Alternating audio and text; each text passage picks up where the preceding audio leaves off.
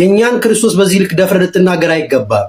የኔን ክርስቶስ ማንም ሊፈጥረው አይችልም። የኔ ክርስቶስ ፈጣሪ እንጂ ተፈጣሪ አይደለም። ፍጡር ያንተ ኢየሱስ በነገራችን ላይ ፍጡር መሆኑ የነገረን ቁርአን ብቻ ሳይሆን ባይብልም ጭምር ነው። ለምሳሌ ከትንቢት ልጀምርልህ። ትንቢተ ኢሳይያስ ምዕራፍ 49 ቁጥር 5 ላይ እንዲህ በማለት ይናገራል። ያዕቆብ ወደ እርሱ እንዲመለስ እስራኤልም ወደ እርሱ እንዲሰበሰብ ባሪያ ሆን ዘንድ ከማፀን ጀምሮ የሰራኝ እግዚአብሔር እንዲህ ይላል። ከምን ጀምሮ?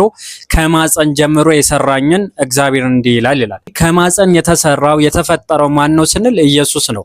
የትም ሳኒ ሃይማኖተ አበው ዘቄርሎስ ምዕራፍ 76 ቁጥር 19 ላይ ኮሜንተሪ ሲሰጡ እንዲህ በማለት ይናገራሉ። ዳግመኛ መድኃኒት ክርስቶስ ከድንግል ስለመወለዱ በኢሳይያስ አፍ ብዙ ስራ ሰራ ዘንድ ያዕቆብን ወገን አጸና ዘንድ እስራኤልም አንድ አደርግ ዘንድ በማፀን ተፈጠርኩኝ አለ። ዳግመኛ ያዕቆብ ወገን አንድ ለማድረግ እስራኤል ለማዳን አገልጋይ የሆን ዘንድ በማፀን የፈጠረኝን እግዚአብሔር እርሱ ይወደኛል። ምን? በማፀን የፈጠረኝን እግዚአብሔር እርሱ ይወደኛል። ስለዚህ ኢየሱስ ከማፀን የተፈጠረ ነው። እንደማን ስንል እንደ ማንኛውም ሰው ማለት ነው። አምላክ ደግሞ የተሰራ አይደለም። እዛው ኢሳይያስ ምዕራፍ 43 ቁጥር 10 ላይ እንዲህ በማለት ይናገራል። ከኔ በፊት አምላክ አልተሰራን ከኔ በኋላ አይሆንም ይላል። ኢየሱስ የተሰራ ከሆነ አንዱ አምላክ ያልተሰራ ከሆነ የተሰራው ኢየሱስ ካልተሰራው አንዱ ፈጣሪ አንድ ሊሆን አይችልም በፍጹም ማለት ነው። ይህ የተሰራው ኢየሱስ ደግሞ ሕይወት ተቀብለዋል። የቱ ጋር ካላችሁን ዮሐንስ ወንጌል ምዕራፍ 5 ቁጥር 26 ላይ እንዲህ በማለት ይናገራል። አብ በራሱ ሕይወት እንዳለው እንዲሁም ለወልድ በራሱ ሕይወት እንዲኖረው ሰጥቶታል ይላል። ወልድ ተቀባይ ነው እንጂ ሰጪ አይደለም። ስለዚህ ተቀባይና ሰጪ በፍጹም አንድ ሊሆን አይችልም።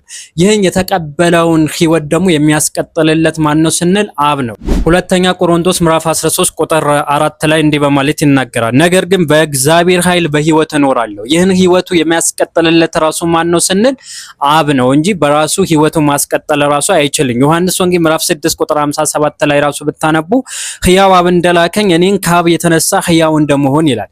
የሰው ልጆች በአጠቃላይ ሕያው የሆኑት ከማን የተነሳ ነው ስንል በአንዱ ፈጣሪ የተነሳ ነው። ነገር ግን ኢየሱስም በአንዱ ፈጣሪ ወይም በአብ የተነሳ ሕያው ይሆናል። እኔ አይደለሁኝ ያልኩት መጽሐፍ ቅዱስ። ለዛው ደግሞ 80 ያህዱ ማለት ነው። ምንም ማድረግ አይቻልም ብራዘር፣ ዋጣው ለማለት ያክል